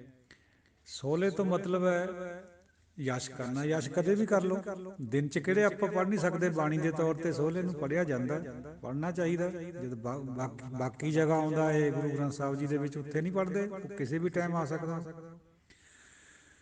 ਸੋ ਇਹਦੇ 'ਚ ਦੋ ਗੱਲਾਂ ਨੇ। ਜਿਹੜਾ ਤਾਂ ਇੱਕ ਸਿੱਖ ਹੈ ਉਹ ਤਾਂ ਇਹਨੂੰ ਸ਼ਾਮ ਨੂੰ ਹੀ ਪੜ੍ਹੇਗਾ ਕਿਸੇ ਰੀਤੀ ਦੇ ਤਹਿਤ, ਲੇਕਿਨ ਜਿਹੜਾ ਸੰਤ ਪੁਰਸ਼ ਹੈ ਉਹਦੇ ਵਾਸਤੇ ਤਾਂ ਸਾਰੇ 24 ਘੰਟੇ ਨਾਮ ਦੀ ਉਹ ਵਰਖਾ ਹੁੰਦੀ ਹੈ ਅੰਦਰ, ਰਸਨਾ ਤੋਂ ਵੀ ਰੋਮ ਰੋਮ ਤੋਂ ਵੀ। ਉਹ ਉਹਨੂੰ ਦੂਜੀ ਤਰ੍ਹਾਂ ਲੈਂਦਾ। ਫਿਰ ਜਿਵੇਂ ਇੱਕ ਸਾਖੀ ਨਾਲ ਮੈਂ ਜੇ ਕਲੀਅਰ ਕਰ ਸਕਿਆ ਇਸ ਗੱਲ ਨੂੰ, ਇੱਕ ਕੋਈ ਬੰਦੇ ਸੀ ਖੇਤੀ ਕਰਨ ਵਾਲੇ, ਉਹਨਾਂ ਨੂੰ ਨਸਲਪੁਰ ਵਾਲੇ ਬਾਬਾ ਜੀ ਕਹਿੰਦੇ ਵੀ ਤੁਸੀਂ ਗੁਰੂ ਮਹਾਰਾਜ ਦਾ ਘਰ ਪ੍ਰਕਾਸ਼ ਕਰ ਲਓ ਪੱਕਾ ਹੀ। ਰੋਜ਼ ਪ੍ਰਕਾਸ਼ ਕਰਿਆ, ਰੋਜ਼ ਸੁਖ ਆਸਣ ਕਰ ਦਿੱਤਾ। ਸੀਗੇ ਵਿਚਾਰੇ ਉਹ ਅਨਪੜ੍ਹ, ਥੋੜ੍ਹਾ ਜਿਹਾ ਜਾਣਦੇ ਸੀ, ਅੱਖਰਾਂ ਨੂੰ ਜੋੜ ਕੇ ਥੋੜ੍ਹਾ ਬਹੁਤਾ ਪੜ੍ਹ ਲੈਂਦੇ ਸੀਗੇ। ਇੱਕ ਦਿਨ ਉਹਨਾਂ ਨੇ ਬੇਨਤੀ ਕਰੀ ਵੀ ਬਾਬਾ ਜੀ ਅਸੀਂ ਥੱਕੇ ਹਾਰੇ ਵੀ ਹੁੰਦੇ, ਕਈ ਵਾਰ ਨਹਾ ਨਹੀਂ ਹੁੰਦਾ, ਫਿਰ ਟਾਈਮ ਵੀ ਨਹੀਂ ਹੁੰਦਾ, ਸਰੀਰ ਵੀ ਥੱਕਿਆ ਹੁੰਦਾ, ਵੀ ਉਦੋਂ ਸੁਖ ਆਸਣ ਕਰਨਾ ਹੁੰਦਾ, ਫਿਰ ਸਾਨੂੰ ਔਖਾ ਹੁੰਦਾ। ਉਹ ਕਹਿੰਦੇ ਭਾਈ 5 ਇਸ਼ਨਾਨਾ ਕਰ ਲਈਦਾ ਹੁੰਦਾ। ਦੇਖੋ ਜਿਹੜਾ ਤਾਂ ਰਵਾਇਤ ਨਾਲ ਜੁੜਿਆ ਉਹ ਤਾਂ ਕਹੇਗਾ ਵੀ ਇਸ਼ਨਾਨ ਕਰੇ ਬਿਨਾਂ ਨਹੀਂ ਕਰਨਾ, ਪਰ ਜਿਹੜੇ ਰਮੇ ਵੇ ਮਹਾਂਪੁਰਸ਼ ਹੁੰਦੇ ਉਹਨਾਂ ਦੀ ਤਾਂ ਗੱਲਾਂ ਨਿਆਰੀਆਂ ਹੁੰਦੀਆਂ। ਕਹਿੰਦੇ ਭਾਈ ਸੁਖ ਆਸਣ ਕਰਨ ਤੋਂ ਪਹਿਲਾਂ 5 ਇਸ਼ਨਾਨਾਂ ਕਰ ਲਿਆ ਕਰੋ, ਕਰ ਦਿਆ ਕਰੋ, ਪਰ ਰੱਖੋ ਘਰੇ। ਜਿਵੇਂ ਵੀ ਤੁਸੀਂ ਪੜ੍ਹਦੇ ਆ, ਜਿੰਨਾ ਕੁ ਵੀ ਤੁਹਾਨੂੰ ਹੈ, ਬਸ ਤੁਸੀਂ ਕਰਿਆ ਕਰੋ, ਪ੍ਰੇਮ ਨਾਲ ਕਰੀ ਜਾਇਆ ਕਰੋ। ਤੋ ਫਿਰ ਉਹ ਕਹਿੰਦੇ ਜੀ ਸਾਨੂੰ ਫਿਰ ਸੋਲਾ ਵੀ ਨਹੀਂ ਆਉਂਦਾ, ਜਵਾਨੀ ਯਾਦ ਵੀ ਨਹੀਂ ਹੈ ਸਾਡੇ। ਦੇਖੋ ਮਹਾਤਮਾ ਨੇ ਫਿਰ ਕਿਆ ਕਿਹਾ ਉਹਨਾਂ ਨੂੰ, ਕਹਿੰਦੇ ਭਾਈ ਉਹ ਉਸ ਗਿਆਨੀ ਜੀ ਦਾ ਨਾਂ ਲਖਵੰਤ ਸਿੰਘ ਸੀਗਾ, ਹੁਣ ਹੈ ਨਹੀਂ ਵੈਸੇ। ਉਹ ਕਹਿੰਦੇ ਜੀ ਸਤਨਾਮ ਵਾਹਿਗੁਰੂ, ਸਤਨਾਮ ਵਾਹਿਗੁਰੂ, ਬਸ ਐਂ ਕਰਕੇ ਸੁਖ ਆਸਣ ਕਰ ਦਿਆ ਕਰੋ। ਤੋ ਸਾਧ ਸੰਗਤ ਜੀ ਜਦ ਆਪਾਂ ਸਮਗਰ ਗੁਰਬਾਣੀ ਪੜ੍ਹ ਲੈਂਦੇ ਹਾਂ, ਵਿਚਾਰ ਲੈਂਦੇ ਹਾਂ, ਫਿਰ ਤਾਂ ਇਹ ਗੱਲ ਦਾ ਪਤਾ ਲੱਗ ਜਾਂਦਾ ਵੀ ਨਾਮ ਤੋਂ ਤਾਂ ਸਭ ਕੁਝ ਹੇਠ ਹੈ। ਗੁਰਬਾਣੀ ਪੜ੍ਹ ਕੇ ਵੀ ਤਾਂ ਨਾਮ ਹੀ ਪੈਦਾ ਹੋਣਾ ਅੰਦਰ, ਨਿਤਨੇਮ ਕਰਕੇ ਵੀ ਨਾਮ ਪੈਦਾ ਹੋਣਾ ਅੰਦਰ। ਜੇ ਨਾਮ ਪੈਦਾ ਹੋ ਗਿਆ ਫਿਰ ਰਹਿ ਕੇ ਗਿਆ ਬਾਕੀ, ਨਿਤਨੇਮ ਵਿੱਚ ਹੀ ਆ ਜਾਂਦਾ ਉਹਦੇ। 24 ਘੰਟੇ ਜਿਹਦੇ ਅੰਦਰ ਨਾਮ ਚੱਲਦਾ ਹੋਊਗਾ ਉਹਦੇ ਤੋਂ ਉੱਪਰ ਕੋਈ ਗੱਲ ਨਹੀਂ ਰਹਿ ਜਾਂਦੀ ਫਿਰ। ਤਾਂ ਚਲੋ ਇਹ ਦੋ ਤਰ੍ਹਾਂ ਦੀਆਂ ਅਵਸਥਾਵਾਂ, ਇੱਕ ਸਿੱਖ ਦੀ ਹੈ, ਇੱਕ ਗੁਰਸਿੱਖ ਜਾਂ ਸੰਤ ਦੀ ਹੈ। ਸੰਤ ਦੀ ਅਵਸਥਾ ਦਾ ਤਾਂ ਫਿਰ ਮੁਲਾਂਕਣ ਨਹੀਂ ਕੋਈ ਕਰ ਸਕਦਾ, ਆਮ ਬੰਦਾ ਉਹਦੇ ਬਾਰੇ ਕਿਆ ਕਹੂਗਾ ਫਿਰ। ਔਰ ਇੱਕ ਵਾਰੀ ਅਰਦਾਸ ਦੀ ਵੀ ਗੱਲ ਕਰੀ ਸੀ ਉਹਨਾਂ ਨਾਲ ਕਿਸੇ ਪੁਰਖ ਨੇ, ਵੀ ਬਾਬਾ ਜੀ ਸਾਨੂੰ ਪੂਰੀ ਅਰਦਾਸ ਤਾਂ ਆਉਂਦੀ ਨਹੀਂ, ਕਿਆ ਕਰਿਆ ਕਰੀਏ ਵੀ ਕਿਵੇਂ ਕਰੀਏ ਅਰਦਾਸ। ਕਹਿੰਦੇ ਸਾਊ ਦਸੇ ਪਾਤਸ਼ਾਹੀਆਂ ਦੇ ਨਾਂ, 4 ਸਾਹਿਬਜ਼ਾਦੇ, 5 ਪਿਆਰੇ, ਇੰਨਾ ਕੁ ਤਾਂ ਸਭ ਨੂੰ ਪਤਾ ਹੀ ਹੈ ਤੁਹਾਨੂੰ, ਵੀ ਇਹੀ ਕਰਕੇ ਕਰ ਲਿਆ ਕਰੋ, ਕਰਿਆ ਜ਼ਰੂਰ ਕਰੋ। ਜੇ ਹੋਰ ਨਹੀਂ ਵੀ ਆਉਂਦੀ ਕੋਸ਼ਿਸ਼ ਕਰੋ, ਜੇ ਨਹੀਂ ਆਉਂਦੀ ਤਾਂ ਫਿਰ ਇੰਨਾ ਤਾਂ ਜ਼ਰੂਰ ਕਰ ਲਿਆ ਕਰੋ। ਤਾਂ ਇਹ ਸੰਤ ਦੀ ਅਰਦਾਸ ਬਣ ਜਾਂਦੀ ਹੈ। ਸੰਤ ਦਾ ਤਾਂ ਚੱਲਣੇ ਹੋਰ ਤਰ੍ਹਾਂ ਦਾ ਹੋ ਜਾਂਦਾ, ਉਹਦਾ ਤਾਂ ਉਹਦੇ ਬਾਰੇ ਕੁਝ ਵੀ ਨਹੀਂ ਕੋਈ ਕਹਿ ਸਕਦਾ ਵੀ ਸੰਤ ਜਿਹੜਾ ਅਸਲੀ ਸੰਤ ਹੋਵੇ ਉਹਦੀ ਗੱਲ ਹੈ, ਹੋਰ ਦੀ ਨਹੀਂ। ਹਾਲਾਂਕਿ ਜਿਹੜਾ ਸਾਡਾ ਸੰਗਤੀ ਨਿਤਨੇਮ ਹੈ ਉਹ ਸਾਨੂੰ ਕਰਨਾ ਹੁੰਦਾ, ਕਰਨਾ ਚਾਹੀਦਾ ਵੀ ਹੈ। ਇੰਡੀਵਿਜੂਅਲ ਤੌਰ ਦੇ ਉੱਤੇ ਜੇ ਕੋਈ ਮਹਾਂਪੁਰਸ਼ ਹੈ ਤਾਂ ਉਹ ਕਰਦਾ ਹੈ, ਉਹਦੇ ਬਾਰੇ ਆਪਾਂ ਕੁਛ ਨਹੀਂ ਕਹਿ ਸਕਦੇ, ਨਾ ਹੀ ਗੁਰਬਾਣੀ ਵਿੱਚ ਵੀ ਉਹਦੀ ਇੰਨੀ ਵਡਿਆਈ ਮਹਿਮਾ ਹੈ ਵੀ ਉਹਦੇ ਬਾਰੇ ਆਪਾਂ ਕੁਛ ਕਹਿ ਹੀ ਨਹੀਂ ਸਕਦੇ। ਪਰ ਹੋਵੇ ਉਹ ਸੰਤ, ਅਨਾੜੀ ਨਾ ਹੋਵੇ, ਜਾਂ ਲੋਕਾਂ ਦਾ ਸੰਤ ਨਾ ਬਣਾਇਆ ਵਾ ਹੋਵੇ, ਪ੍ਰਭੂ ਦਾ ਸੰਤ ਹੋਵੇ, ਵਾਹਿਗੁਰੂ ਦਾ ਸੰਤ ਹੋਵੇ, ਫਿਰ ਨਹੀਂ ਉਹਦੇ ਬਾਰੇ ਆਪਾਂ ਕੁਛ ਵੀ ਕਹਿ ਸਕਦੇ। ਤੋ ਸੋਹਿਲਾ ਠੀਕ ਹੈ, ਆਪਾਂ ਨੂੰ ਸੌਣ ਦੇ ਟਾਈਮ ਆਪਾਂ ਕਰਦੇ ਹਾਂ, ਜੇ ਕੋਈ ਦਿਨ 'ਚ ਵੀ ਪੜ੍ਹਦਾ ਤਾਂ ਗੁਨਾਹ ਕਿਆ ਉਹਦੇ 'ਚ, ਰੱਬ ਦਾ ਜਸ਼ਨ ਕਰਨਾ, ਸੋਹਲਾ ਹੀ ਗਾਉਣਾ। ਸਾਰੀ ਬਾਣੀ ਰੱਬ ਦੇ ਹੀ ਸੋਹਲੇ ਗਾਉਂਦੀ ਹੈ, ਕਿਹੜੀ ਬਾਣੀ 'ਚ ਰੱਬ ਦਾ ਸੋਹਲਾ ਨਹੀਂ ਹੈ, ਸਾਰੀ ਉਹ ਬਾਣੀ ਸੋਹਲਾ ਹੀ ਹੈ। ਇਹ ਉਹੀ ਗੱਲ ਹੈ, ਇਹਦੇ ਪਰ ਕਿੰਤੂ ਪਰੰਤੂ ਵੀ ਕੋਈ ਕਰ ਸਕਦਾ ਹੈ ਬੁੱਧੀ ਨਾਲ। ਵੀ ਜਿਵੇਂ ਦਸ਼ਮੇਸ਼ ਜੀ ਨੇ ਕਿਹਾ ਸੀ ਵੀ ਜਿੰਨਾ ਚਿਰ ਅਸੀਂ ਰਕਾਬ 'ਚ ਆਪਣਾ ਚਰਨ ਪਾਵਾਂਗੇ ਉਨੇ ਚਿਰ ਸਾਨੂੰ ਗੁਰੂ ਗ੍ਰੰਥ ਸਾਹਿਬ ਜੀ ਸੁਣਾਓ। ਤੋ ਬਾਕੀ ਤਾਂ ਲਾਗੇ ਸੋਚਣ ਵੀ ਇਹ ਇੰਨਾ ਲੰਬਾ ਆਕਾਰ ਕਿਵੇਂ ਅਸੀਂ ਇੰਨੇ 1-2 ਮਿੰਟ ਸਕਿੰਟਾਂ ਵਿੱਚ ਕਿਵੇਂ ਪੜ੍ਹਾਂਗੇ। ਇੱਕ ਸਿੱਖ ਨੇ ਕਹਿੰਦਾ ਗੁਰੂ ਸਾਹਿਬ ਜੀ ਲਓ 2 ਥਾਪੜਾ, ਮੈਂ ਪੜ੍ਹਦਾ, ਮੈਂ ਸੁਣਾਉਂਦਾ। ਦਿੱਤਾ ਥਾਪੜਾ, ਜਦ ਉਹਨਾਂ ਨੇ ਚਰਨ ਰੱਖਿਆ ਉਹ ਕਹਿੰਦਾ ਜੀ ਇੱਕ ਓਂਕਾਰ ਸਤਿਗੁਰ ਪ੍ਰਸਾਦਿ। ਵਾਹ ਵਾਹ ਵਾਹ ਵਾਹ, ਗੁਰੂ ਸਾਹਿਬ ਬਹੁਤ ਪ੍ਰਸੰਨ ਹੋਏ, ਥਾਪੜਾ ਦਿੱਤਾ, ਦੁਬਾਰਾ ਫੇਰ ਪਿੱਠ ਥਾਪੜੀ। ਬਈ ਹੋਰ ਗੁਰੂ ਗ੍ਰੰਥ ਸਾਹਿਬ ਜੀ ਕਿਆ ਚੀਜ਼ ਹੈ ਭਾਈ, ਏਕੇ ਦਾ ਹੀ ਪਸਾਰਾ ਹੈ, ਏਕਾ ਪਸਾਰਾ ਹੋ ਕੇ ਇੱਕ ਓਂਕਾਰ ਬਣਿਆ ਵਾ, ਇੱਕ ਓਂਕਾਰ ਪਸਾਰਾ ਕਰਕੇ ਮੂਲ ਮੰਤਰ ਬਣਿਆ ਹੋਇਆ। ਇਹ ਸ਼ਾਰਟ ਰੂਪ ਹੈ ਮੂਲ ਮੰਤਰ ਦਾ, ਸਾਰਾ ਗੁਰੂ ਗ੍ਰੰਥ ਸਾਹਿਬ ਜੀ ਏਕੇ ਦਾ ਹੀ ਪ੍ਰਕਾਸ਼ ਹੈ। ਤੋ ਸੰਤਾਂ ਦੀਆਂ ਬਾਤਾਂ ਹੋਰ ਹੁੰਦੀਆਂ, ਜਿਹੜੇ ਬੰਦੇ ਅਸੀਂ ਹੈ ਆਪਾਂ ਸਾਡੀਆਂ ਗੱਲਾਂ ਹੋਰ ਹੈ, ਇਹਨਾਂ 'ਚ ਫਰਕ ਹੁੰਦਾ ਹੈ।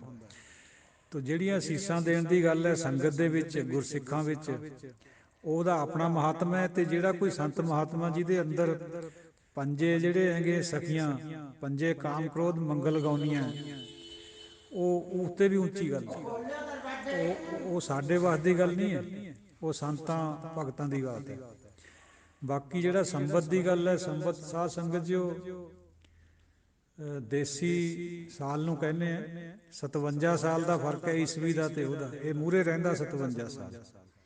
ਤੇ ਤਾਂ ਇਸੀ ਕਰਕੇ ਉਹ ਅੰਤਰ ਪੈ ਜਾਂਦਾ, ਜਦ ਆਪਾਂ ਸਾਲ ਲਿਖਦੇ ਉਹਦੇ ਨਾਲ ਫਿਰ ਈਸਵੀ ਲਿਖਣਾ ਪੈਂਦਾ, ਇਹਦੇ ਨਾਲ ਸੰਬਤ ਲਿਖਦੇ ਆਪਾਂ, ਇਹ ਦੇਸੀ ਸਾਲ ਹੈ। ਇਹ ਵਿਚਾਰ ਜ਼ਰੂਰ ਆਪ ਜੀ ਨਾਲ ਮਨ ਕਰਿਆ ਕਰਨੇ ਨੂੰ, ਕਿਉਂਕਿ ਇਹਦੇ 'ਚ ਅੱਜ ਕਈ ਤਰ੍ਹਾਂ ਦੀ ਵਿਚਾਰ ਆਈ ਸੀਗੀ। ਔਰ ਮੁਕਤੀ ਦੀ ਗੱਲ ਜਿਹੜੀ ਹੈ ਭਾਈ ਮਨਜੀਤ ਸਿੰਘ ਜੀ ਨੇ ਕਰੀ, ਬਿਲਕੁਲ ਠੀਕ ਹੈ। ਮੁਕਤੀ ਤਾਂ ਜਿਉਂਦੇ ਜੀ ਹੋਣੀ ਹੈ ਬੰਦੇ ਦੀ, ਜਿਹੜੇ ਅਸੀਂ ਉਹ ਸੰਤਾਂ ਦੀ ਗੱਲ ਹੈ, ਪਰ ਜਿਹੜੇ ਅਸੀਂ ਹੈ ਸਿੱਖ ਲੋਕ ਜਾਂ ਗੁਰਸਿੱਖ ਨਹੀਂ ਬਣੇ ਅਜੇ, ਜਾਂ ਆਮ ਬੰਦਾ ਕੋਈ ਵੀ, ਸਾਡਾ ਸਾਹ ਬੰਨਿਆ ਹੋਇਆ ਮੌਤ ਨਾਲ। ਸੰਤਾਂ ਦਾ ਨਹੀਂ ਹੁੰਦਾ। ਸੰਤਾਂ ਨੂੰ ਤਾਂ ਪਹਿਲਾਂ ਹੀ ਮੁਕਤ ਹੁੰਦੇ, ਉਹ ਸਰੀਰ ਦਾ ਸਾਹ ਹੁੰਦਾ, ਸਰੀਰ ਇੱਥੇ ਰਹਿ ਜਾਂਦਾ। ਜਿਹੜੀ ਆਤਮਾ ਹੈ ਸੰਤਾਂ ਦੀ ਉਹ ਮੁਕਤ ਹੁੰਦੀ ਹੈ, ਸਾਡੀ ਮੁਕਤ ਨਹੀਂ ਹੈ, ਸਾਡੀ ਤਾਂ ਲਿਬੜੀ ਹੋਈ ਹੈ। ਇਹ ਲਿਬੜੀ ਹੋਈ ਨੂੰ ਇਹ ਧੋਣਾ ਹੁੰਦਾ, ਸੰਤ ਨੇ ਧੋ ਲੈਣਾ ਹੁੰਦਾ, ਅਸੀਂ ਧੋਂਦੇ ਨਹੀਂ। ਤੋ ਸਾਡਾ ਸਾਹ ਬੰਨਿਆ ਵਾ ਹੁੰਦਾ, ਸਾਡੀ ਆਤਮਾ ਨੂੰ ਪਕੜ ਕੇ ਲੈ ਕੇ ਜਾਂਦੇ।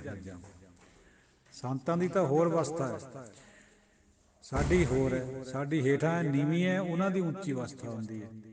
ਇਹ ਗੱਲਾਂ ਸਮਝਣ ਵਾਲੀਆਂ ਥੋੜ੍ਹੀਆਂ ਜਿਹੀਆਂ, ਉਹ ਤਾਂ ਵੈਸੇ ਤਾਂ ਅੱਜ ਐਕਸਪਲੇਨ ਹੋ ਲਈ ਹੈ ਸਾਰੀ ਗੱਲ। ਮਲਕੁਲ ਮੌਤ ਜਾਂ ਆਪਸੀ ਸਭ ਦਰਵਾਜ਼ੇ ਭੰਨ, ਤਿੰਨਾਂ ਪਿਆਰਿਆਂ ਭਾਈਆਂ ਅੱਗੇ ਦਿੱਤਾ ਵਾ। ਉਹ ਮਲਕੁਲ ਮੌਤ ਦਾ ਫਰਿਸ਼ਤਾ ਜਿਹਦੇ ਨਾਲ ਸਾਡਾ ਦੁਨਿਆਵੀ ਜੀਵਨ ਦਾ ਸਾਹ ਬੰਨਿਆ ਹੋਇਆ, ਉਹਨੇ ਤਾਂ ਆ ਜਾਣਾ ਭਾਈ, ਇੱਕ ਦਿਨ ਕੱਢ ਲੈ ਜਾਣਾ ਇੱਥੋਂ। ਫਿਰ ਸਵੇਰੇ ਹੋਲੀ ਵਿਚਾਰੇ ਸਾਰੀ। ਸੰਤਾਂ ਦੀ ਬਾਤ ਹੋਰ ਹੈ, ਉਹ ਅਲੱਗ ਅਲੱਗ ਗੱਲਾਂ ਹੈ। ਗੁਰਬਾਣੀ 'ਚ ਵੀ ਇਸ ਤਰ੍ਹਾਂ ਹੀ ਹੈ, ਸਾਡੇ ਵਾਸਤੇ ਹੋਰ ਹੋਰ ਉਪਦੇਸ਼ ਹੈ। ਮਤਲਬ ਹੈ ਸਾਨੂੰ ਜਿਵੇਂ ਨਿਰਗੁਣੀਆਂ ਨੂੰ ਹੁੰਦਾ, ਅਤੇ ਜਿਹੜੇ ਸੰਤ ਭਗਤ ਹੈ ਉਹਨਾਂ ਦੀ ਬਾਤ ਹੋਰ ਹੈ। ਇਹ ਗੁਰਬਾਣੀ 'ਚ ਵੀ ਹੈ, ਕੁਛ ਸ਼ਬਦ ਤਾਂ ਸੰਤਾਂ ਨੂੰ ਸੰਬੋਧਨ ਹੈ, ਕੁਛ ਸ਼ਬਦ ਲੋਕਾਂ ਨੂੰ ਸੰਬੋਧਨ ਹੈ, ਕੁਛ ਆਪਣੇ ਮਨ ਨੂੰ ਸੰਬੋਧਨ ਹੈ। ਤਰ੍ਹਾਂ ਤਰ੍ਹਾਂ ਦੀ ਮੌਕੇ ਦੇ ਮੁਤਾਬਕ ਵਿਚਾਰ ਹੈ ਗੁਰਬਾਣੀ 'ਚ, ਉਹ ਸਮਝਣੀ ਜ਼ਰੂਰ ਪੈਂਦੀ ਹੈ। ਜਿਵੇਂ ਕੱਲ੍ਹ ਵੀ ਗੱਲ ਕਰੀ ਸੀਗੀ ਬਈ ਥਿਰ ਘਰ ਵੈਸੋ ਹਰ ਜਨ ਪਿਆਰੇ, ਉਹ ਸੰਤਾਂ ਦੀ ਗੱਲ ਹੈ, ਕਿਉਂਕਿ ਉਹ ਪਹੁੰਚੇ ਹੋਏ ਆ ਉਸ ਘਰ ਵਿੱਚ, ਉੱਥੇ ਟਿਕੇ ਰਹੋ ਭਾਈ ਹੁਣ ਨਿੱਜ ਘਰ 'ਚ। ਅਸੀਂ ਲੋਕ ਅਸੀਂ ਹਾਲੇ ਪਹੁੰਚੇ ਹੀ ਨਹੀਂ ਹੈ, ਸਾਡੇ ਵਾਸਤੇ ਉਪਦੇਸ਼ ਫਿਰ ਬਾਕੀ ਬਾਣੀ 'ਚ ਹੋਰ ਜਗ੍ਹਾ ਹੈ। ਸੰਤਾਂ ਦੀ ਉਹ ਗੱਲ ਹੋਰ ਹੈ, ਸਾਡੀ ਲੋਕਾਂ ਦੀ ਆਮ ਬੰਦਿਆਂ ਦੀ ਗੱਲ ਹੋਰ ਹੈ। ਦਿਓ ਆਗਿਆ, ਕੋਈ ਅਪਸ਼ਬਦ ਦੀ ਖਿਮਾ। ਵਾਹਿਗੁਰੂ ਜੀ ਕਾ ਖਾਲਸਾ, ਵਾਹਿਗੁਰੂ ਜੀ ਕੀ ਫਤਿਹ।